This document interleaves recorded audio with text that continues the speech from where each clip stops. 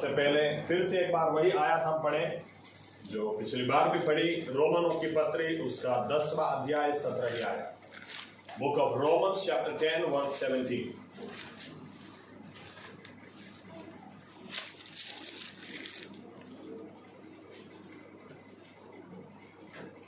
એ પ્રમાણે સંદેશો સાંભળવાથી વિશ્વાસ થાય છે તથા ખ્રિસ્તના વચન દ્વારા સંદેશો સાંભળવામાં આવે છે। ओके, और दूसरा भाग हम पढ़ेंगे मार्क 4 और 24। ये भी शायद हमने पढ़ा था लास्ट संडे। मार्क 4 और 24। અને તેણે તેઓને કહ્યું કે તમે શું સાંભળો છો તે વિશે સાવધાન રહો। જે માપથી તમે માપો છો તેથી જ તમને પાછું માપી અપાશે અને તમને વધતું અપાશે। ओके, आइए प्रार्थना करें। प्रभु यीशु मसीह जो पढ़ा गया ये आपका कलाम, ये आपका वचन है, और आपका वचन प्रभु यीशु मसीह यही इस अंधारे संसार में, प्रभु अंधियारे संसार में प्रभु यीशु मसीहा हमारे लिए दिए समान है, ज्योति के समान है, उजियाले के समान है। आप इस वचनों के द्वारा हमसे बात करें, हमसे व्यवहार करें। हमें प्रभु यीशु हमारी अंतर चक्षु, हमारी आंखों को आप खोलें ताकि हम आपके वचन की सच्चाई को जान सके, पहचान सके, और जब उस वचन की सच्चाई में हम चलें तो हम वैसे के वैसे ना रहे। प्रभु यीशु मसीहा, हम मिस्र से बाहर आए हैं, हम वापस नहीं जाना चाहते, हम कनान की ओर और आगे बढ़ना चाहते हैं। इसीलिए आप हम सभी से बात करें, आप हम सभी से व्यवहार करें। हमारी कमजोरी में आपकी सामर्थ को उंडेले, पवित्र आत्मा को हम पर उंडेले। पवित्र आत्मा वचन की सच्चाई में हमें लेकर जाए और सच्चाई हमें मुक्त कर दे। प्रभु यीशु हमें बुद्धि, give us spirit of wisdom and revelation, बुद्धि ने प्रकटीकरण आत्मा को प्रभु यीशु हमसे बात करें, हमसे व्यवहार करें, नए निर्णय हमें लेने के लिए अनुग्रह दें, और उन निर्णयों को हम भी पकड़े रखें ताकि सही में जो हेतु से, जो कारण से ये वचन आपने भेजा है, ये हमारे जीवन में फल लाए, और जब फल लाए महिमा आपकी हो। ये प्रार्थना प्रभु यीशु मसीहा के नाम से हम करते हैं, आमीन। धन्यवाद प्रभु यीशु मसीहा। बैठ सकते हैं।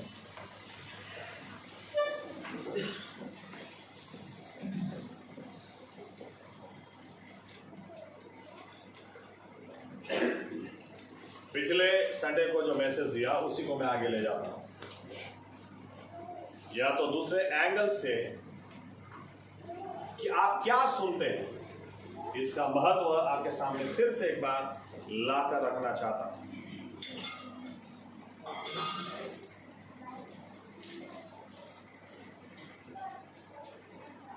देखिए, विश्वास, बाइबल क्या कहती है, फिर से एक बार वजन देता हूं इस बात के ऊपर। विश्वास मसीह के वचन को सुनने से ही आता है। आमेन। ख्रिस्तનું वचन સાંભળવાથી ને સાંભળવાથી જ વિશ્વાસ આવે છે। आमेन। आप चर्च में भी जाते हैं तो ऐसे चर्च में जाइए जहां पर मसीह का वचन प्रचार किया जाता है, कहानियां नहीं। एक बार हम लोग एक चर्च में गए, शादी में गए, लड़का अपने चर्च का था, लड़की वो चर्च की थी, और पास्टर साहब ने पूरा संदेश शादी के दरमियान अभिमान पिक्चर की स्टोरी सुनाई। वो लड़के को क्या बोलते, देखो फिर अमिताभ बच्चन ऐसा किया, तुमको ऐसा नहीं करने का, फिर जया भादुरी ने ऐसा किया, तुमको ऐसा नहीं करने का, पूरे पिक्चर की स्टोरी। और मैं, जेपी साहब, हम लोग एक दूसरे का मुंह देख रहे हैं। जेपी साहब ने मजाक में भी यूं कहा, तुम किसी को ऐसा संदेश देना नहीं आएगा, पिक्चर देखो, तुम बाइबल मत देखो, मत पढ़ो, पिक्चर देखो, ताकि ऐसे संदेश तुम भी दे सको। कटाक्ष।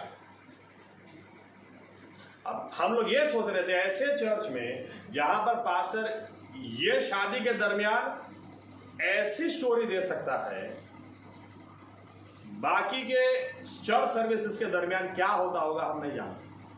लेकिन एक बात तय है, ये सब कहानियां सुनने से विश्वास बढ़ता नहीं है। बाइबल स्पष्ट है, मसीह का वचन सुनने से और सुनने से ही विश्वास बढ़ता है। आमीन। लेकिन आपको आज ये बात भी मैं लाकर आपके सामने रखना चाहता हूं, जवाबदारी आपकी भी कुछ बनती है। आप सो रहे होंगे और उधर आके कोई आपको मसीह का वचन सुनाने नहीं बैठेगा। आपका निर्णय होना चाहिए कि आप क्या सुनोगे। इसीलिए यीशु मसीह ने कहा कि ध्यान रखो तुम किसका सुनते हो, तुम क्या सुनते हो। आमीन। यानी आपका विश्वास, ये आपकी जवाबदारी। विश्वास कितना इंपॉर्टेंट है। अगर इसके लिए कुछ आयतें बाइबल से आपको बताऊं, हम लोग कितनी बार प्रार्थना करते हैं ये काम हो जाए ना वो काम हो जाए, लेकिन विश्वास ही नहीं होगा तो। क्योंकि हिब्रू 11 और 6 में लिखा है, बिना विश्वास के परमेश्वर प्रसन्न होता ही नहीं है। विश्वास, बिना विश्वास के वो प्रसन्न होता ही नहीं है। कई लोग ऐसा सोचते हैं हम लोग 500 का बंडल रखे दान में दे देंगे तो वो खुश हो जाएगा। अरे वो खुश नहीं होगा। पौलुस या तो वचन बहुत स्पष्ट है, बिना विश्वास के वो प्रसन्न होता ही नहीं है। आमीन। लेकिन अगर विश्वास हो तो बाइबल क्या बताती है, आप देखिए एक आयत पढ़े, मार्क 9 और 23।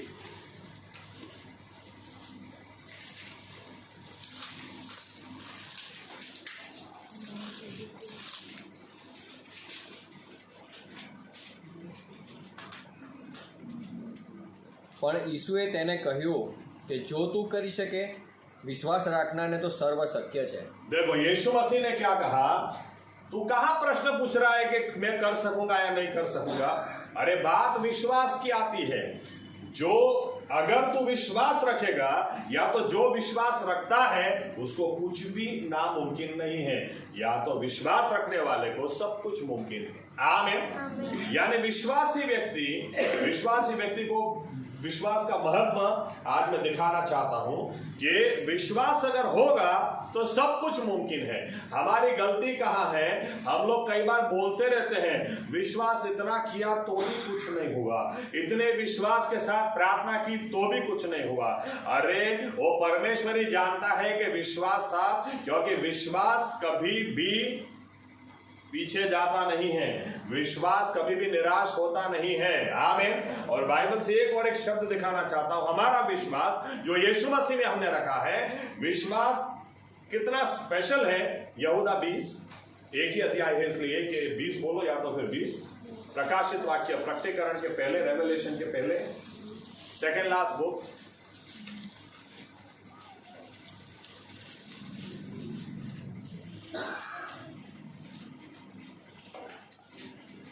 બસો 42 નંબર। हाँ। પણ વહાલાઓ તમારા પરમ પવિત્ર વિશ્વાસમાં વધતા જાય। देखो परम पवित्र विश्वास, यानी जो विश्वास की बात बाइबल हमारे लिए करती है, जिन्होंने प्रभु यीशु मसीह में विश्वास किया है, उनका विश्वास सामान्य नहीं है, ये परम पवित्र विश्वास है। आमीन। Your most Holi faith. इस विश्वास की जवाबदारी, या तो इसको संभालना, इसको बढ़ाना, ये हमारी जवाबदारी है। आमीन। जब यीशु मसीह बार बार लोगों से कहते हैं तेरे विश्वास के मुताबिक तुम्हारे साथ हो जाए, एक सिंपल सी बात है, जो काम नहीं हो रहा, कारण ये भी हो सकता है कि हम प्रार्थना कर रहे हैं लेकिन अभी वो विश्वास ही हमारा नहीं, क्योंकि तेरे विश्वास के माप से, तेरे विश्वास के हिसाब से तुम्हारे साथ हो जाए। यानी जवाबदारी तुम्हारी है कि हमको हमारा विश्वास बढ़ाना है। आमीन। 12 साल से जो औरत को खून बहना बंद ही नहीं हो रहा था, बाइबल बताती है पायमाल થઈ ગઈ, ગુજરાતીનો મને શબ્દ ગમે છે, कंगाल हो गई, रुपये पैसे सब लुट गए उसके, कोई आशा। अब 12 साल से उसको कोई ठीक ही नहीं कर रहा है, ना पैसा उसको ठीक कर पा रहा है, ना कोई व्यक्ति उसको ठीक कर पा रहा है, कोई डॉक्टर उसको ठीक नहीं कर पा रहा है, लेकिन उसको कैसे ऐसे विश्वास आ गया कि मैं यीशु मसीह के पास जाऊंगी और उसके कपड़े को मैं छूंगी और मैं ठीक हो जाऊंगी। ऐसा विश्वास कैसे आ सकता है? लेकिन बाइबल बताती है उसको किसी ने आकर कहा कि यीशु मसीह यहां से जा रहा है। आपको क्या लगता है खाली इतना ही कहा होगा? नहीं, आकर कहा यार ये यीशु मसीह तो गजब का रबी है, क्योंकि अंधों को रोशनी दे देता है, मुर्दों को जिंदा कर देता है, बहरों को सुनता कर देता है। जब ये वचन, जब मसीह का वचन आपके कान में गिरेगा, आपका विश्वास बढ़ेगा और बढ़ेगा ही। क्यों ना 12 साल से आप इस हालात में जी रहे हैं, हो सकता है आपका विश्वास भी मर चुका हो कि अब ये ठीक नहीं हो सकता, अब ये हालात बदल नहीं सकते, लेकिन यीशु मसीह के बारे में आप सुनेंगे, आपका विश्वास बढ़ेगा, क्योंकि मसीह के वचन को सुनकर, मसीह के बारे में सुनकर ही विश्वास बढ़ता है। आमीन।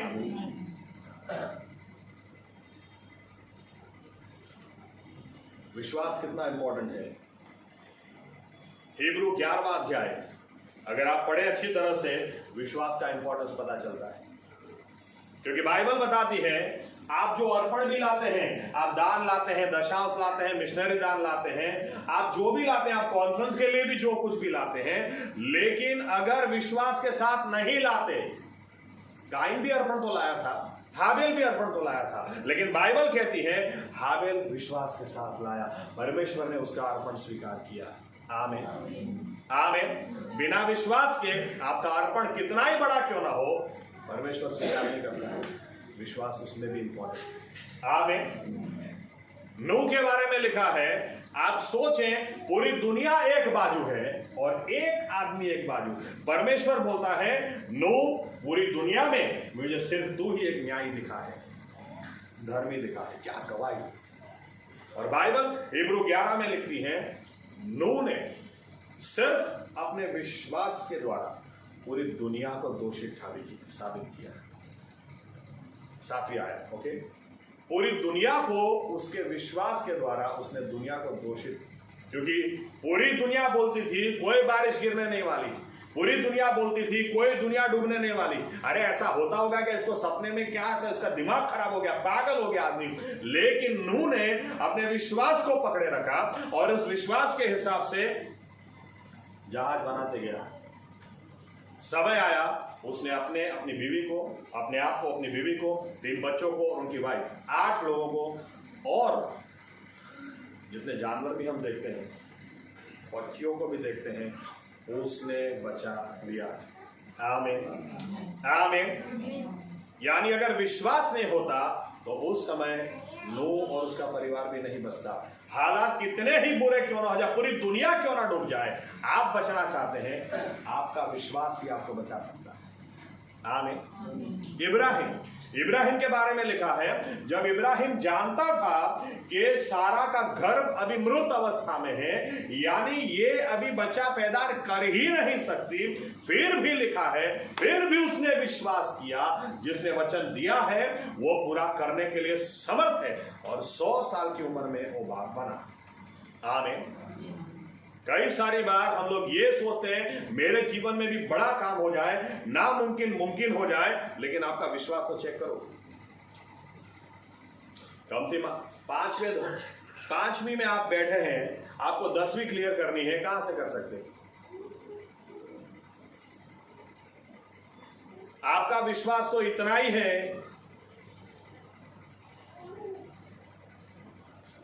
कच तो जती नहीं। किधर विश्वास है? खाली बोलने से मेरे को बहुत विश्वास है, मेरे को बहुत विश्वास है, मेरे को बहुत विश्वास हो जाता है क्या? अरे विश्वास किसको बोलते हैं? बाइबल अच्छी तरह से देखो।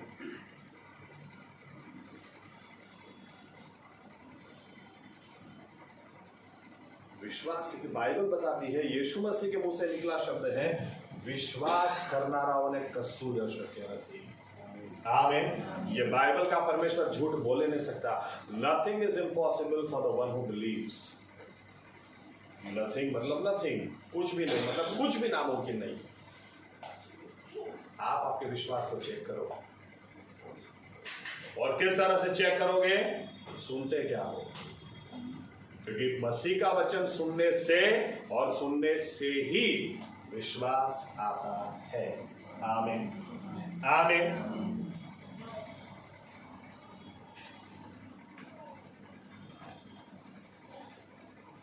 लोग देख रहे क्या? बजिंदर सिंह। अच्छा, बजिंदर सिंह देख रहे हैं, अच्छी बात है, परमेश्वर का दास है, उसको देख रहे हैं, सुन रहे हैं। इफेक्ट क्या आती है देखने के बाद? रवि, क्या लगता है अपने चर्च में क्यों काम नहीं होता? जवाब सिंपल है, तुम सुधरते ही नहीं। आमीन। कितना सिंपल है, तुम्हारा विश्वास तुमने बढ़ाया ही नहीं। परमेश्वर तो पक्षपाती है ही नहीं। आमीन। वो पक्षपाती है ही नहीं। हिब्रू का 11वां अध्याय यही बताता है, उत्पत्ति के समय शुरुआत में या हाबेल हो या बरसों के बाद एलिया एलीशा हो, उसने तो बड़े काम किए ही नहीं। आमीन। आज भी करता है। एक्चुअली जब मैं रवि को यूं पूछता हूं, रवि अपने चर्च में क्यों बड़ा काम नहीं होता, रवि को एक्चुअली मुझे क्या पूछना चाहिए, वो सब बात जाने दो। आपके जीवन में कुछ नहीं हो रहा उसकी बात करो ना। आमीन। बलिंदर सिंह का तो काम हो ही रहा है, वहां पर जो लोग जा रहे काम हो रहा है। तुम्हारे कितना साल हो गया, 10 साल, 15 साल, 20 साल, तुम्हारे द्वारा कुछ भी नहीं हो रहा, उसकी बात करो ना। तुम्हारे विश्वास के साथ तुमने कुछ किया ही नहीं, उल्टा सीधा ही सुना है। आगे ऐसा लिखा है इसहाक के बारे में, याकूब वो ठग था, लेकिन फिर भी ऐसा लिखा है विश्वास के साथ उसने याकूब को आशीष दी, और याकूब सही में आने वाले दिनों में ऐसा हो ही गया। आमीन। आप अगर याकूब को देखोगे तो कहोगे तू ठग है, तू ठग ही रहने वाला है, तू कभी सुधरने वाला नहीं है, तेरा कुछ होने वाला नहीं। लेकिन याकूब ने ऐसा नहीं किया, बाइबल इसहाक ने ऐसा नहीं किया। बाइबल बताते विश्वास के साथ उसने याकूब को आशीष दी, और आने वाले दिनों में वर्षों के बाद समय लगा, लेकिन याकूब वैसा ही हो गया। आमीन। विश्वास के द्वारा यूसुफ ने भी कह दिया कि जब तुम यहां से, यूसुफ ऐसे हालात में था कि वो भरपूरी में जिया और भरपूरी में मरा, लेकिन फिर भी बाइबल बताती है, फिर भी वो जानता था ये हमारा देश नहीं, ये हमारी हमेशा रहने की जगह नहीं, परमेश्वर ने जो इब्राहिम को जगह दी वो ये नहीं। इसलिए उसने मरने से पहले कह दिया तुम एक दिन परमेश्वर तुमको यहां से वापस लेकर जाएगा, जिस दिन तुम्हें अपने देश में लेकर जाएगा, मेरी हड्डियों को संभाल के रखना, वो लेकर जाना, मेरी हड्डी भी यहां पर नहीं रहनी चाहिए। विश्वास के साथ किया। मूसा के बारे में लिखा है इजराइलियों को, इतने लोगों को बाहर कोई कैसे ला सकता है, लिखा है विश्वास के द्वारा लाया। एक लाइन तो मुझे बहुत अच्छी लगती है, ऐसा लिखा है जब मूसा ने फसह, गुजराती में पास्खा, ओके, फसह का त्योहार जब मूसा ने मनाने के लिए कहा, ऐसा लिखा है हिब्रू 11 में, उसको इतना विश्वास था कि जिस दरवाजे पर मेमने का लहू लगाया जाएगा, मृत्यु का दूत उस घर में प्रवेश नहीं करेगा। उसको विश्वास था। विश्वास के द्वारा इजराइल के हर प्रथम जनित या हर बड़े बच्चे बच गए। आमीन। यहां पर हम लोग चाहते हैं बड़ा बड़ा काम हो, लेकिन आप चेक तो करो आप सुनते क्या है, क्योंकि आप जो सुनते हैं उससे आपका विश्वास जुड़ा है। आमीन।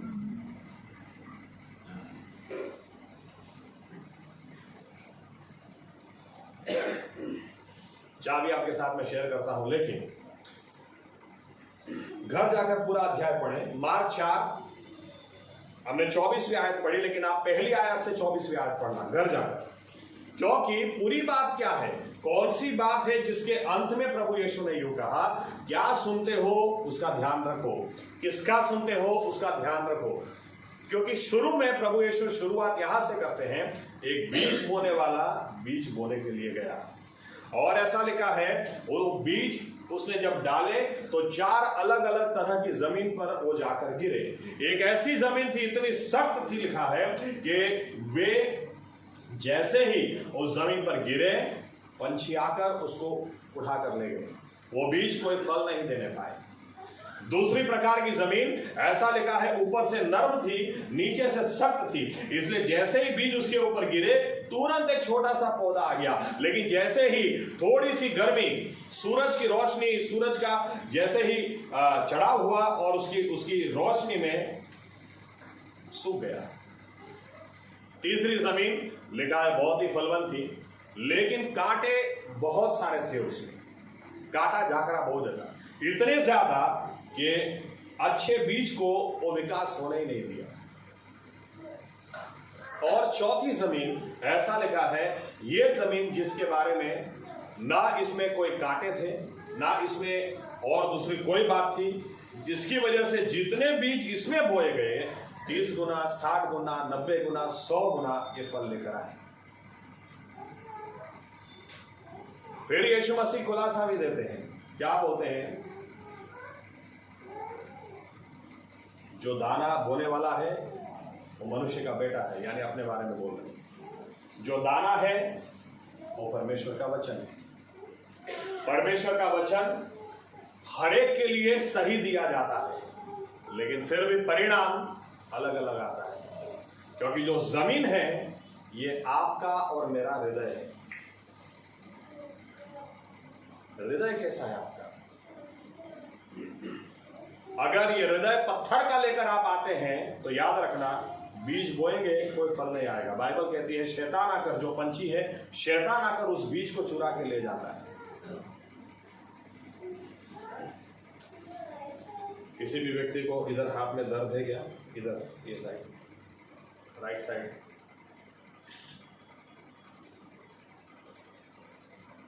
ये साइड, गुजराती में बोलूं? ओके।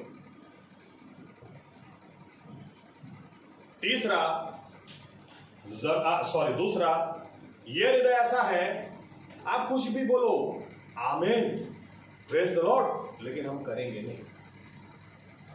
इधर बोलेंगे ना, हर समय मैं प्रभु को धन्यवाद दूंगा आमीन, लेकिन नहीं देंगे। ये ऊपर से नरम नरम है, अंदर से बहुत ही सख्त है।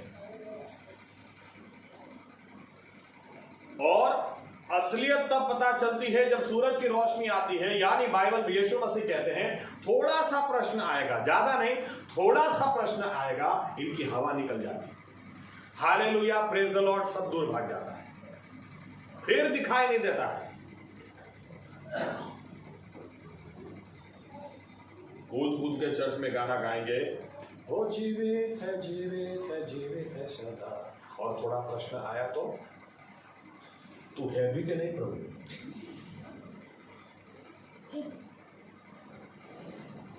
ये ऐसे लोग हैं, इनका हृदय ऐसा है। ये कॉन्फ्रेंस में इनको ले जाओ, इनको आप पंजाब में ले जाओ, इनको आप यरूशलेम में ले जाओ, इनको दुनिया के कोई भी कोने में ले जाओ, आमीन, प्रेज द लॉर्ड, हालेलुया, लेकिन इनटू ब्रैकेट प्रश्न नहीं आने चाहिए, नहीं तो ये तुरंत सूखने में इनको देरी नहीं लगती। दूसरी तरह से बताऊं, चलो बाइबल की एक आयत का सहारा लेते, देखो क्या लिखा है, व्यवस्था विवरण पुनर्नियम 8 1 और 2, पुनर्नियम 8 1 और 2।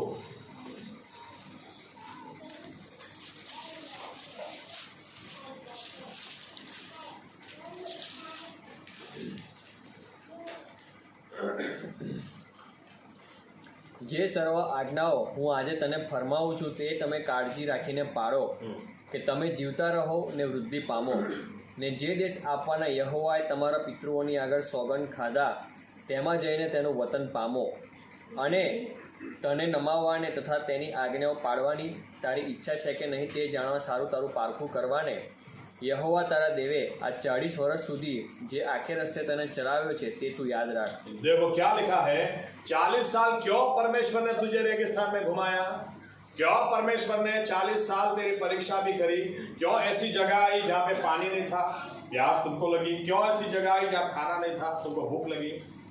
इसलिए नहीं कि मैं नहीं दे सकता, इसलिए कि मुझे ये जानना था तुम्हारे दिल में क्या है।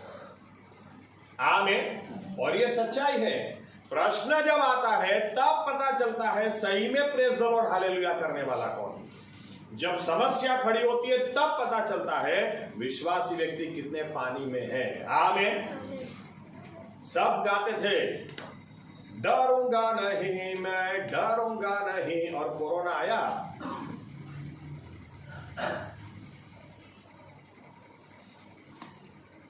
फिर दिखाओ ना। प्रश्न आता है तभी समझ में आएगा।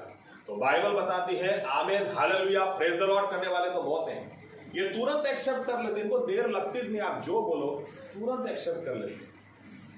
यस आमीन, yes praise the Lord, yes. लेकिन थोड़ा प्रश्न आया, हवा निकल गई। तीसरी जमीन है, बाइबल यीशु मसीह ने कहा ये वो जमीन है जो जमीन तो फलद्रुप है, लेकिन इसके अंदर कांटे बहुत हैं। और यीशु मसीह खुद कहते हैं कौन सी बातें हैं, चिंता बहुत है। कुछ लोग इतनी चिंता में जीते हैं। यीशु मसीह ने इसलिए कहा, देखो चिंता आना बुरी बात नहीं है, लेकिन रखना बुरी बात है। आमीन। इसलिए यीशु मसीह ने कहा, तुम्हारी चिंता मुझे दे दो, तुम्हारा बोझ मुझे दे दो, जब भी आए मुझे दे दो। आमीन आमीन। कुछ लोग इतना चिंता में जीते हैं, इतना चिंता में, फिर इनको बीपी हो जाता है, लेकिन चिंता को नहीं छोड़ते। इतना प्यार करते चिंता से, एक चिता तक नहीं छोड़ते। एनीवे, फिर हाइपर बीपी हो जाता है, फिर भी चिंता में है। इसके बाद हाइपर बीपी से डायबिटीज हो जाता है, अभी भी चिंता को नहीं छोड़ते। डायबिटीज के बाद किसी दिन किडनी फेल हो जाती है, फिर क्या बोलते हैं, प्रभु क्यों मेरे साथ ऐसा हुआ? अरे भाई, उसने तो पहले बोला था तू चिंता मत कर। आमीन आमीन। यीशु मसीह ने क्या कहा, जिस जमीन के अंदर चिंताएं बहुत सारी होंगी, द्रव्य का लोभ बहुत सारा होगा, डर बहुत सारा होगा, वहां पर वो बीज कभी फल लाएगा ही नहीं। आमीन। जितना भी सिखाओ उसको घुट घुट के वो मार देगा। जितने ही वचन दो, घुट घुट के मार देगा। इसलिए कई लोगों का हृदय ऐसा ही है, इनको कितना भी बोलो, ये रविवार आएंगे, इधर बैटरी चार्ज हो जाती है, यहां से बाहर कदम रखते ही तो कल फीस कैसे भरोगा? चलो, यहां पे जो सुना वो गया पानी, फल लाएगा ही नहीं बच्चा। आपके हृदय की कंडीशन आपको पता होनी चाहिए। कंडीशन आपके हृदय की कैसी है, उसी से तय होगा कितना फल आएगा। चौथा, बाइबल कहती है, चौथी जो प्रकार है वो जमीन इतनी फलद्रुप है, उसमें कोई भी दाना आप बो दो वो फल ला रहा है, 30 गुना, 60 गुना, 90 गुना, 100 गुना। आमीन। और आप घर जाकर इसलिए पढ़ना, ये सब बोलने के बाद फिर यीशु मसीह क्या बोलते हैं, आपके हृदय की कंडीशन पहली, दूसरी, तीसरी या चौथी किस तरह की है, वो किस चीज पर डिपेंड करेगा, आप क्या सुनते हैं। और या इसकी सीरियसनेस यहां तक बता दी, जिस नाप से तोलोगे वही नाप से मिलेगा, यानी जितना सुनोगे उतने ही फल आएंगे। आमीन। बाइबल कहती है, खंत थी, पूर्ण खंत थी, तारा हृदय ने काळजी राख। आमीन। तारी कामनी बूटीनी काळजी राख, આવું નહીં કીધું। તારા સોના ચાંદીની કાળજી રાખ, આવું નહીં કીધું। તારા હૃદયની પૂર્ણ ખંતથી કાળજી રાખ। આમીન। डिलीजेंटली, इंग्लिश में बहुत अच्छा शब्द है डिलीजेंटली, यानी सब कुछ दे दे अपने हृदय को संभालने के लिए। Diligently guard your heart, because that's the source of life. जीवन નો ઉદ્ભવ એમાંથી જ છે, ऐसा लिखा है।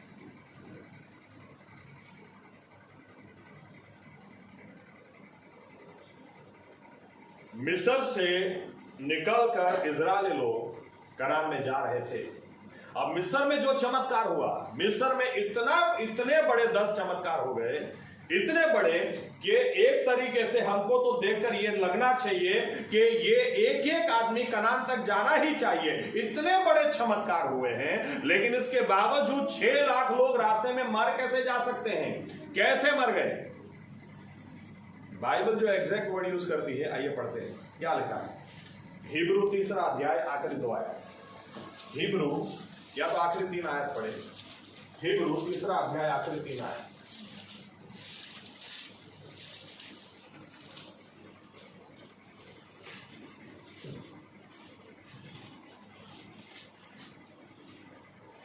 વળી 40 વર્ષ સુધી તે કોના ઉપર નારાજ થયો? શું જેઓએ પાપ કર્યા, જેઓના મુર્દા અરણ્યમાં પડ્યા, તેઓના પર નહીં? અને જેઓએ માન્યું નહીં, તેઓ વગર બીજા કોને વિશે તેણે સમ ખાઈને કહ્યું કે તેઓ મારા વિશ્રામમાં પ્રવેશ કરશે નહીં? તો આપણે જોઈએ છીએ કે અવિશ્વાસને લીધે તેઓ પ્રવેશ કરી શક્યા નહીં। देखो क्या लिखा है, जो इजरायली लोग कनान में नहीं जाने पाए। ये एक बात समझे, ये मिस्र से बाहर निकले तब अविश्वास नहीं था, क्योंकि वे अविश्वास होता तो निकलते ही नहीं। आमीन।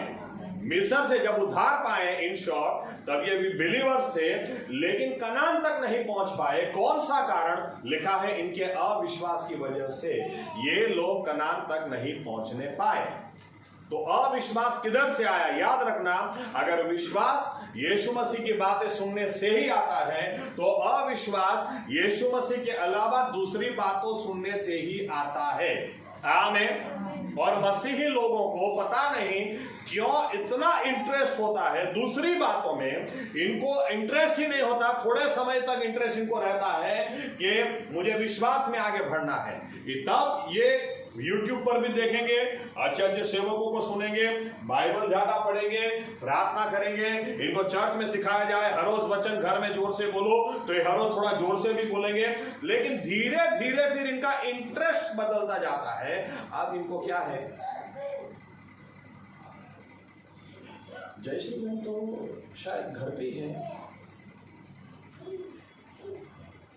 आज इन्होंने दशांश का कवर कैसे दिया, किधर से पैसा लाती, जानना तो पड़ेगा। अब विश्वासी को ये सब इंटरेस्ट आता है, इनको अपने विश्वास के पड़ी नहीं, दूसरों के जीवन में क्या हो रहा है।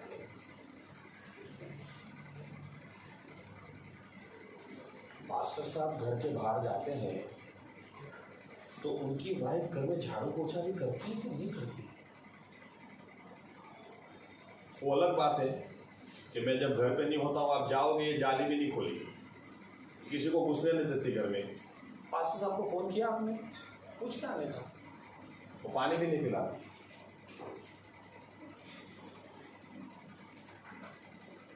एंजल बेटा, मम्मी 2 टाइम का खाना खिलाती है, जरा बताओ तो पता चले। ये सब इंटरेस्ट है। बिलीवर्स को क्या इंटरेस्ट, मुझे तो सही में समझ में नहीं आता है। अगर मैं मोबाइल लेके साइड में कोने में जाऊंगा ना 2 मिनट बात करने के लिए, तो भी मेरी वाइफ को इंटरेस्ट नहीं है जानने में किसका फोन है। लेकिन चर्च में से कोई ना कोई तो है, क्या लगता है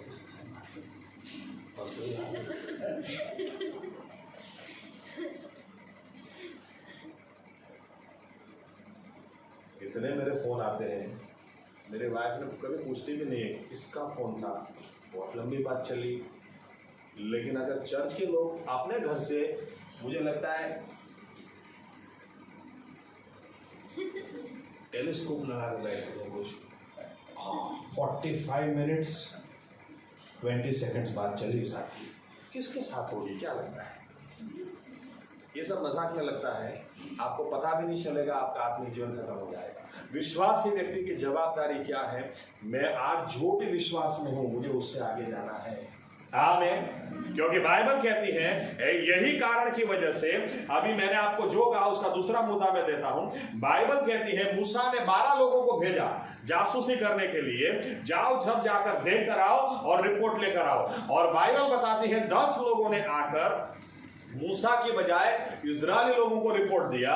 लेकिन मैं एक बात मानता हूं, वो 10 लोगों ने ऐसे ही इस्राएली लोगों को रिपोर्ट नहीं दिया होगा। इनको रिपोर्ट चाहिए था, हमको बताओ। अरे मूसा को बाद में बताना, पहले हमको बताओ कैसा देश है, हमको बताओ। इसी में बाइबल बताती 6 लाख लोग खत्म हो गए। अरे तुमको विश्वास में बढ़ना है तो तुमको मूसा से सुनना चाहिए ना, दूसरों से कहां सुनते? जो खुद डरे हुए उनसे कहां सुनते? जो खुद कड़वाहट से भरे उनसे कहां सुनते? मसीह का वचन सुनने से ही विश्वास बढ़ता है। 20-20 साल के बाद भी मैं देखता हूं चर्च में, मुझे दुख होता है। 20-20 साल के बाद भी चेहरे पर आनंद और खुशी नहीं दिखाई देती है। अरे 20 साल तो कितना लंबा समय होता है। 20 साल में एक लड़का या लड़की शादी की उम्र का हो जाता है। 20 साल के अंदर आप कहां से कहां होने चाहिए। लेकिन तकलीफ कहां है? हमको मसीह का वचन सुनने में इंटरेस्ट कम है। वो चर्च में क्यों नहीं आता? आपको क्या लगता है 2 संडे से दिखाई नहीं दी? चलो मैं फोन करके पूछता, आपकी जवाबदारी है, वो मैं करूंगा ना। आमीन। आपको जानना तो इधर पूछो। सीरियस हो जाए, आपका विश्वास आपकी जवाबदारी है, इसको बढ़ाओ आगे। ऐसा मत सोचो कि यहाँ तक आ गए तो स्वर्ग तक तो पहुंच ही जाएंगे। ये लोग तो किनारे पर आकर नैया डूबी है। मूसा, आप लोकेशन देखो तो यहाँ से कनान कहाँ ज्यादा दूर था, वहां पर आकर डूबी है। और दूसरी भी एक बात बता दूं आपको, ये भी पता होना चाहिए, बाइबल कहती है, या तो यूं कह दूं, कई विश्वासी लोग कहाँ मूर्ख बन जाते हैं। मैं चाबी देता हूं अभी आपको, लेकिन कई विश्वासी लोग कहाँ मूर्ख बन जाते हैं। अब ये लोग रिपोर्ट दे रहे हैं तो ये लोग तो जैसे तैसे थोड़ी ना है, क्योंकि जो 10 लोग बुरा रिपोर्ट दे रहे थे वो जैसे तैसे नहीं थे, वो हर कुल के अगुवे थे, देवर लीडर्स, अगुवे थे, उनको चुना गया था। तो ये जैसे तैसे लोग नहीं थे। तो विश्वासी लोग क्या सोचते हैं पता है, कई बार अब ये बोल रहा है तो सच होगा, क्योंकि ये जैसा तैसा व्यक्ति नहीं है, ये मिस्र से निकला हुआ व्यक्ति है, ये भी उद्धार पाया हुआ है, ये भी बिलीवर है, लाल समुद्र में से हमारे साथ ही तो निकला था, इसने भी माना खाया है, इसने भी नॉनवेज खाया हुआ है, इसने भी पत्थर से पानी पिया। अब ये बोल रहा है तो होगा ही।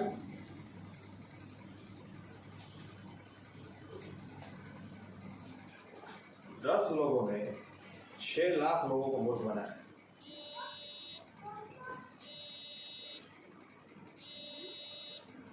आप किसका सुनते हैं?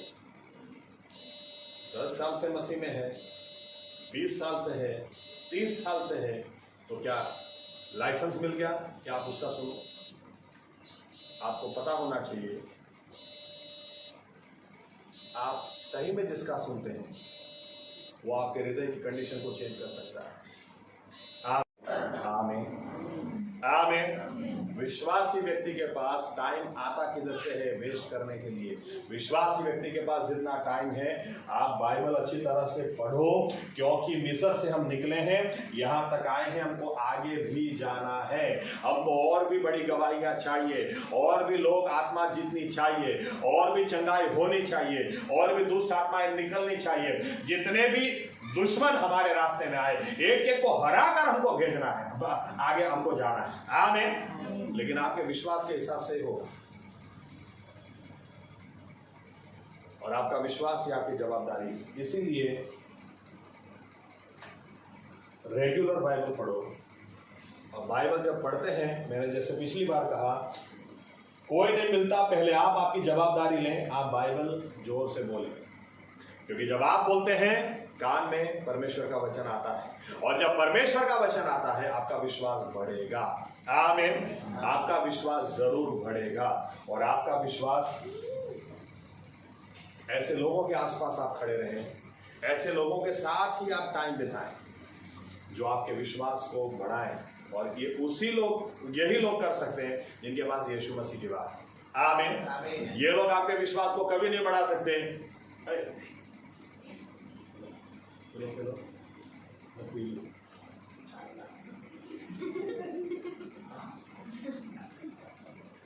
ऐसे लोग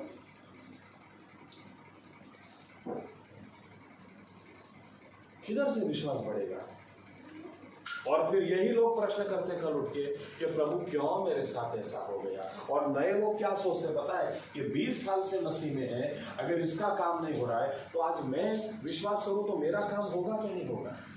अरे आपने आपके विश्वास को इतना काट लगा के रखा है क्योंकि आपको दुनिया की इंफॉर्मेशन चाहिए, आपको मसीह का बोल रहा है वो चाहिए नहीं, उसका वचन आपको चाहिए ही नहीं। आप आपके विश्वास की जवाबदारी उठाएं। आमीन, आमीन। किसी दूसरे विश्वासी के साथ में बैठते ना, बहुत अच्छा उदाहरण बाइबल में देता हूं। किसी दूसरे विश्वासी के साथ में बैठते हैं तो कोशिश करें कि भाई बाइबल की कोई बात सुनाओ, मुझे उत्तेजन मिले ऐसी कोई बात सुनाओ। वो उसके साथ भाग गया ना, वो उसके साथ भागने वाली है, वो सुन के मुझे क्या मिलेगा? ये दोनों का लफड़ा चल रहा है, वो दोनों का ब्रेकअप हो गया, मैं तो सोच रहा था शादी होगी, ब्रेकअप हो गया। अरे ये सब तुमको बताने से क्या मिलेगा? आमीन।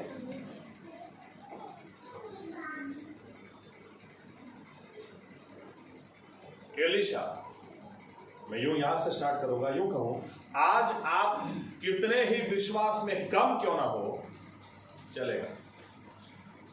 इब्राहिम लिंकन ने कहा, उसको दूसरी तरफ से मैं कहता हूं, आप झोपड़पट्टी में पैदा होते आपका दोष नहीं है, लेकिन पूरी जिंदगी आप झोपड़पट्टी में रह जाओ तो आपका दोष है। आज आपका विश्वास कितना ही छोटा क्यों ना हो चलेगा, लेकिन उसको बढ़ाओ, यह आपकी जवाबदारी है। अगर वर्षों के बाद भी आप दुष्ट आत्मा निकालने से डरते हैं, वर्षों होने के बाद भी आपको विश्वास नहीं है कि मैं हाथ रखूंगा बीमार चंगा होगा, वर्षों के बाद भी आपके पास कोई गवाही नहीं है, कोई परिवर्तन ही नहीं है, तो अफसोस है, आप ठोकर उठे दूसरों के लिए।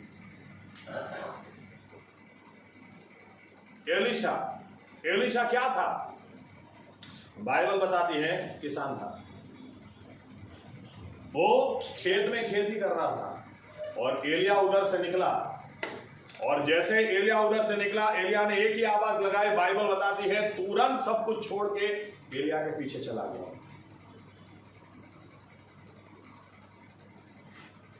एलिया को उसने छोड़ा ही नहीं। उसकी क्या पहचान थी? ये वो आदमी है जो एलिया को हाथ पैर धुलाता है।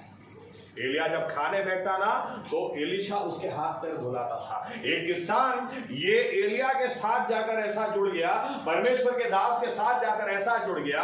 बाइबल बताती है आखिरी दिनों में ये एलिया, इसको पता चल गया कि एलिया को परमेश्वर ले लेने वाला है। बाइबल बताती है ये एलिया जहां जाता था उसके पीछे पीछे जाने लगा, यहां तक कि दूसरे बिलीवर्स, दूसरे प्रबोधक, दूसरे नबी, उनके बच्चे इनको रोक कर बोलते थे, एलिया के पीछे पीछे मत जा, आज परमेश्वर उसको ले लेने वाला है।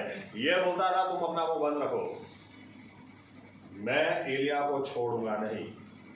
यहां तक कि आखिरी में एलिया रुक कर बोलता है, अरे एलीशा आज मुझे परमेश्वर ले लेने वाला है, तो क्यों मेरा पीछा छोड़ता नहीं है? और एलीशा जवाब देता है, मुझे तुम्हारा दुगना अभिषेक चाहिए, मुझे तुम्हारा डबल पोर्शन चाहिए, जब तक तुम मुझे वो नहीं देते तब तक मैं छोड़ूंगा नहीं। एलिया ने कहा अगर ऐसी बात है तो एक बात ध्यान में रखो, परमेश्वर मुझे ले लेगा, और जब वो मुझे लेगा तुम अगर तुम देखोगे तो तुम्हें मेरा दुगना हिस्सा मिल जाएगा, दुगना अभिषेक मिल जाएगा। और बाइबल बताती है उतने में ही परमेश्वर ने अग्नि से भरे या तो जलते हुए रथ भेजे और एलिया को उठा लिया। और एलीशा ने देखा, और एलीशा ने जब देखा, इसके पहले एक बात हुई थी। बाइबल बताती है जब यरदन के उस पार ये लोग गए तो एलिया ने अपना कोट उठाकर जोर से मार, या तो हिब्रू में जाए तो उसकी प्रेयर शॉल थी, वो जब प्रार्थना करता था वो शॉल जो पहनकर उसने उस शॉल को मारकर जैसे ही मारा, बाइबल बताती है यरदन नदी के 2 हिस्से हो गए। और जब उस पार विश्वासी के साथ समय बिताओगे, जिसके पास विश्वास की बात हो उसके साथ समय बिताओगे, तो आप भी वैसे हो जाओगे। आमीन। उस पार एलिया चला गया, ऊपर से उसका कोट गिरा या तो प्रेयर शॉल गिरी, उसको एलीशा ने उठाया और यरदन के पास आकर कहता है कहां है एलिया का परमेश्वर? जोर से उसने मारा, फिर से एक बार 2 हिस्से हो गए। यहां से जो आदमी गया था, या तो मैं यूं कह दूं, यहां से उधर एलिया का नौकर गया था, उधर से इधर सभी नबियों का नबी, सभी प्रबोधकों का भी प्रबोधक आया। आमीन, आमीन। ऐसा लिखा है जो बिलीवर्स, जो प्रबोधकों के बच्चे उसको जाने के लिए मना कर रहे थे, जब उन्होंने देखा और एलीशा पानी से चल कर आया, ये सभी लोग उसके आगे झुक गए और उसको मान लिया। काश हर विश्वासी ये भूख और प्यास रखे, आज मैं किधर भी हूं लेकिन आप परमेश्वर के दास के साथ समय बिताओ, आप ऐसे व्यक्तियों के साथ समय बिताओ जो आपके विश्वास को बढ़ाएं। आमीन। ताकि आप जैसे हैं वैसे के वैसे न रहें। हो सकता है आज एक सामान्य, मैं अपने बारे में गवाही देते यूं कह सकता हूं, जब शुरू में चर्च में मैं आया, मेरे लिए तो हर चर्च सर्विस इतनी आश्चर्य से भरी होती थी, क्योंकि मैं आखिरी में बैठता था अहमदाबाद, और जेपी साहब जब किसी को आगे बुलाते थे, प्रार्थना करते थे, और वो व्यक्ति बोलता था मेरे को घुटनों का दर्द ठीक हो गया, और मैं पीछे बैठे बैठे सोचता था ऐसा कैसे हो सकता है। फिर दूसरा प्रश्न होता था, मेरी प्रार्थना से कोई ठीक हो सकता है? ना था, कभी ना। वहां से मैंने शुरू किया। जब कॉन्फ्रेंस में मैं जाता था जेपी साहब लोगों के हर हाथ के ऊपर प्रार्थना करते थे। यहाँ तक एक बार अहमदाबाद में ही पवित्र आत्मा के ऊपर जब सेशन लिया, एक व्यक्ति को तो रिक्शा में डालकर ले जाना पड़ा। 3 दिन के बाद वो उठा, इतना जबरदस्त आत्मा उसके ऊपर उतरी। मैं सोच रहा था मैं किसी के ऊपर हाथ रखूं तो किसी को पवित्र आत्मा मिल सकता है? कभी नहीं। पीछे बैठे बैठे एक दुष्ट आत्मा को जब निकालते देखा था, यार ऐसे कैसे, इनको डर भी नहीं लगता। मैं तो भागूं, मैं नहीं निकाल सकता। लेकिन आज वो सभी बातें भूतकाल की हो गई। आज मुझे डरने लगा है। आज मेरे पास भी इतनी सारी गवाहियां हैं कि मेरी प्रार्थना से भी प्रभु यीशु ने काम किया है। क्या परिवर्तन आया। मैंने जेपी साहब के साथ बहुत टाइम बिताया, विश्वास पड़ा है। आमीन आमीन। और जहां जहां मुझे लगा ये इधर का उधर हो रहा है, मैंने रिश्ता ही काट दिया। बरसों से मेरा नियम था, जो ऐसे लोगों में सबसे पहले उनका नंबर अपने मोबाइल से निकाल देता था। और अपने चर्च के लोग कैसे हैं पता है, ये फेसबुक के ऊपर भी उनको देखेंगे ना साहेब जाणવું खोपड़े શું કરી રહ્યા છે, કપાળે એ જાણ્યા જ કરો, એ જ જાણો, એ જ તમને મિસરમાંથી બહાર લાયેલું એ જ કનાનમાં લઈ જશે। ना साहब हमें क्या है, इसमें क्या है, थोड़ा रिश्ता तो रखना पड़ता है ताकि पता चले ना उधर भी क्या चल रहा है, वो लोग भी क्या सोचते हैं। आबादी ऊंचा नहीं आता।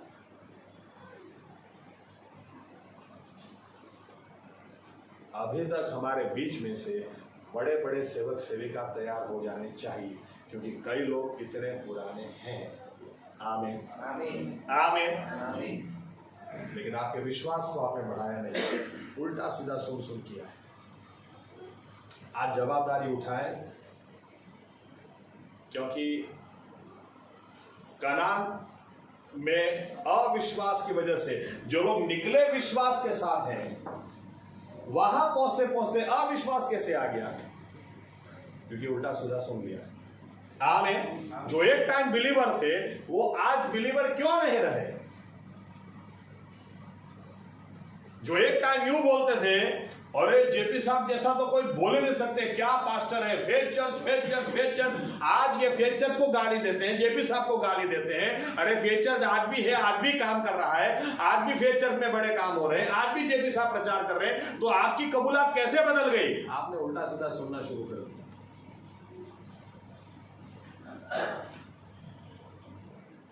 आपको खुद अभी तक सेवक सेविका हो जाना चाहिए, यीशु मसीह के बारे में बोलना चाहिए। लोग फेक चर्च के बारे में बोल रहे, जेपी साहब के बारे में बोल रहे हैं। अरे कौन सी सेवा है? आप इस चीज को हल्के में मत लेना। क्यों? कई लोग क्या सोचते पता है, आपने तो करता नहीं, अरे आज नहीं करता, काल तो नहीं कर सो, वर्षों नहीं तो वधो आगे आगे बढ़ो। हर रोज एक कदम और हमको कनान की ओर ले जाना है, हर रोज एक कदम और हमें स्वर्ग की ओर आगे बढ़ना है। ये तभी हो सकता है जब हम सही सुने, क्योंकि हृदय ठीक नहीं है। यीशु मसीह ने कितनी बार कह दिया, तुम्हारा हृदय ठीक नहीं है। तुम मुंह से स्तुति करते हो, तुम्हारा हृदय तो परमेश्वर से बहुत दूर है। ये चर्च में भी होता है। आप नाच गान करो, इसका मतलब ऐसा नहीं कि जोरदार बिलीवर आसमान से उतर गए। अरे हृदय ठीक है या नहीं, और हृदय ठीक है कि नहीं, वो इससे तय होगा आप सुनते क्या। आमीन। विश्वासी व्यक्ति को जवाबदार व्यक्ति, विश्वासी व्यक्ति वो व्यक्ति है जो मिस्र से बाहर निकला है, कनान की ओर जा रहा है। इसकी जवाबदारी है, मुझे भी जाना है, मेरे भाई बहनों को भी ले जाना है। आमीन आमीन। जवाबदार व्यक्ति हमें, हमारी वजह से कोई ठोकर खाएगा तो बाइबल कहती है उसके गले में घंटी का पत्थर बांधकर उसको डाल दो समंदर में। हमारी वजह से कोई गिरा उठना चाहिए, हमारी वजह से कोई बीमार चंगा होना चाहिए, हमारी वजह से कोई निराश उसको आस मिलनी चाहिए, हमारी वजह से कोई बंधन में उसको छुटकारा मिलना चाहिए, हमारी वजह से कोई मानता ईश्वर है नहीं, अरे हमारी वजह से वो व्यक्ति भी विश्वास में आना चाहिए। आमीन। हम बहुत जवाबदार लोग, लेकिन पहले अपनी तो जवाबदारी उठाए, क्योंकि अच्छे अच्छे लोगों को विश्वास से अविश्वासी बनते मैंने देखा है। अच्छे अच्छे लोगों को हवा में उड़ते और फिर गिरते भी देखा है। कारण एक ही है, अपने विश्वास की जवाबदारी आप नहीं उठाओगे, फिर ये लोग आज क्या बोलते हैं पता है? जेपी साहब की वजह से हमने चर्च छोड़ा। स्वर्ग भी छोड़ दो भाई। जेपी साहब की वजह से आप विश्वास में आए, जेपी साहब की वजह से चर्च छोड़ा, इधर नाटक चल रहा है। फिर चर्च से हमको उधार मिला, फिर चर्च क्यों छोड़ दिया भाई? एक ही कारण है, उल्टा सीधा सुना है। आमीन आमीन। एक चाबी मैं आपको दे देता हूं, आपको को उल्टा सीधा सुनाता है, उसको एक बार आप सुना के देखो। एक ही बार, ज्यादा नहीं, एक ही बार आप सुना के देखो, फिर पता चलेगा। क्योंकि लोग क्या सोचते हैं, मैं बोलूंगा तो इनको बुरा लग जाएगा, इसलिए ये बोलते हैं मैं सुन लेता। अरे तो बुरा लगने दो ना, एक बार तो बोल के देखो, दूध का दूध पानी का पानी हो जाएगा। क्योंकि आपका आत्मिक जीवन आपकी जवाबदारी है। आमीन। यीशु मसीह का वचन स्पष्ट है, विश्वास जो करता है उसको कुछ भी नामुमकिन नहीं है। आमीन। लेकिन आपके विश्वास को आप बढ़ाओ, आपके विश्वास के पीछे आप मेहनत करो।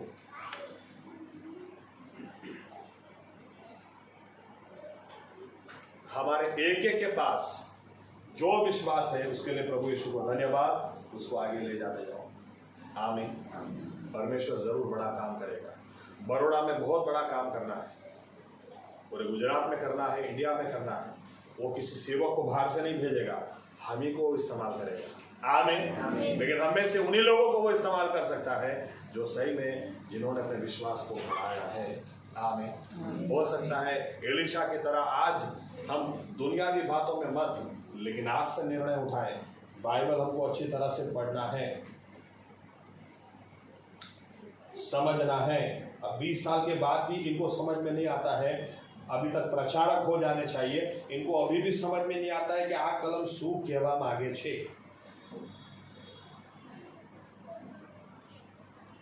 अफसोस की बात है, क्योंकि आपने ज्यादा टाइम लोगों के साथ ही बिताया है, इधर का उधर, उधर का इधर, यही सुनने में, यही बोलने में, यही करने में बिताया है। बाइबल स्पष्ट है, आप आपका कनान स्वर्ग चूक सकते हैं, मत चूक। आमीन। सीरियस हो जाए। आपको जीवन में जितनी सफलता चाहिए, आप आपके विश्वास को बढ़ाओ।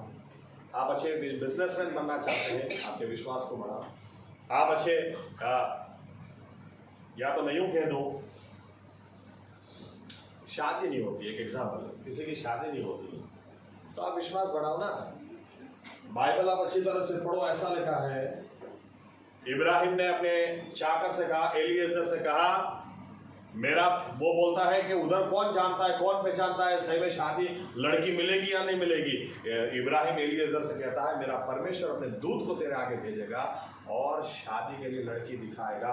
और एलिएजर जाके बोलता है, एक ऐसी औरत आए, तो बहुत सारी लड़कियां हैं, उसमें से कोई लड़की ऐसी आए और आकर जो बोलेगी कि मैं तुम्हें भी पानी पिलाऊंगी, तुम्हारे लोगों को भी पानी पिलाऊंगी और तुम्हारे जानवरों को भी पानी पिलाऊंगी, वही है।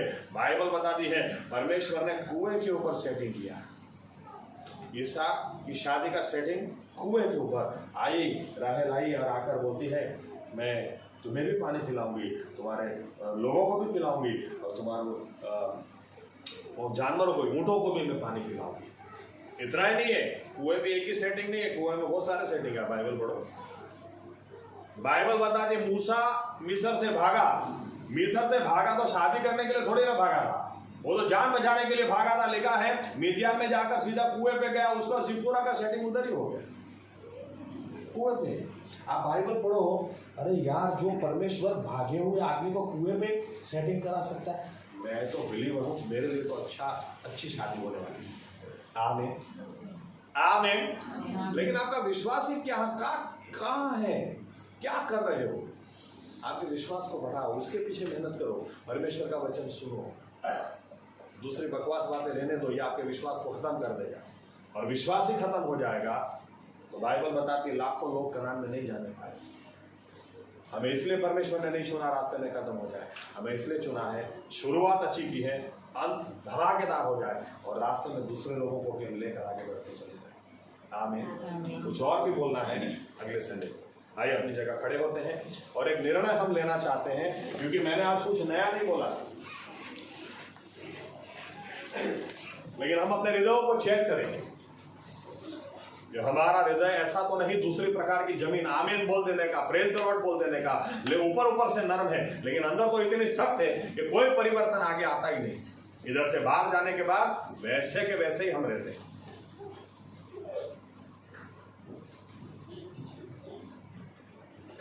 सीरियस बात है, क्योंकि ये बात हमारे अनंतकालिक जीवन से जुड़ी हुई बात, ये कोई सामान्य बात नहीं। अरे जीवित परमेश्वर ने हमें उद्धार दिया है और इस मुसाफरी में वो हमारे जीवन में बड़े काम करना चाहते हैं। इस मुसाफरी में हमारा इस्तेमाल करना चाहते हैं। इस मुसाफरी में हमें विजय पर विजय देना चाहते हैं। इस मुसाफरी में बड़ी बड़ी गवाहियां वे खड़ी करना चाहते हैं। इधर हमारे पास टाइम है दूसरी सब बातों करने के लिए, क्योंकि दूसरी बातें हमारे विश्वास को खत्म कर देंगी। लेकिन मसीह का वचन सुनने से और सुनने से ही विश्वास आता है। क्या सुनते हो, बहुत ध्यान रखो।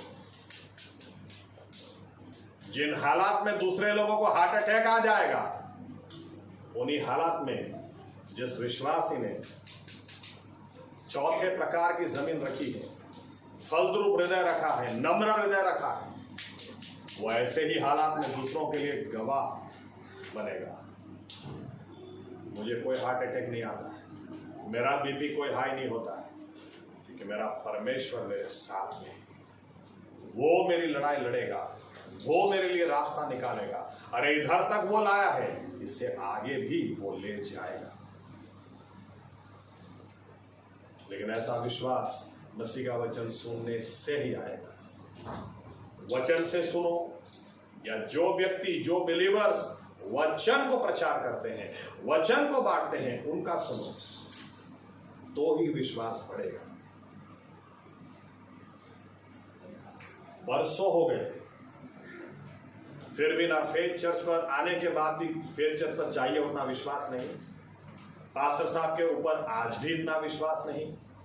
पूरी जिंदगी आंखों के सामने निकल गई, फिर भी इतना विश्वास नहीं।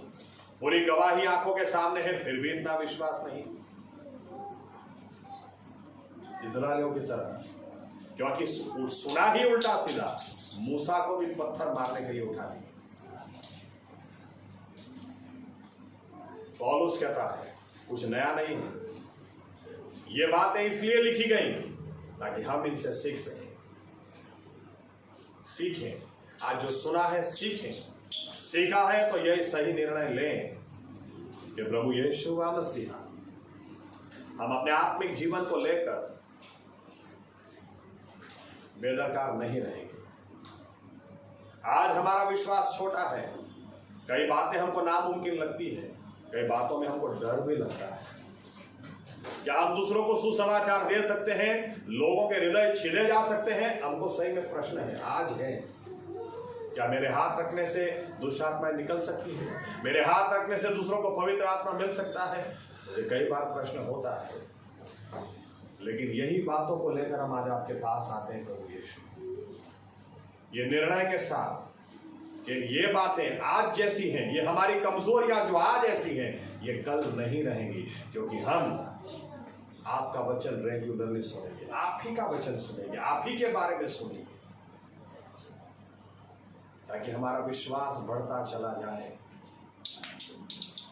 एक समय जो पतरस डर के कारण कह दिया मैं यीशु को जानता ही नहीं, वही पतरस एक दिन चलने निकलता था, उसकी परछाई से लोग ठीक होते थे। आज जो हमारी कमजोरी है वो कल नहीं रहेगी। आज जो हमारा विश्वास कम है वो कल नहीं रहेगा, क्योंकि हम प्रभु यीशु ज्यादा से ज्यादा आपका वचन पढ़ने में, उसको सुनने में, वचन को सुनने में समय लगाएंगे। वचन को हम भी बोलेंगे और ऐसे ही लोगों के साथ बैठेंगे जो आपका वचन हमें सुनाए, ताकि हमारा विश्वास बढ़ता चला जाए और हम एक एक जितने भी लोग आज यहां पर हाजिर, कोई नहीं भी आने पाया है, हर एक व्यक्ति प्रभु यीशु आपका सामर्थी हथियार हो जाए, आपका उपयोगी हथियार हो जाए,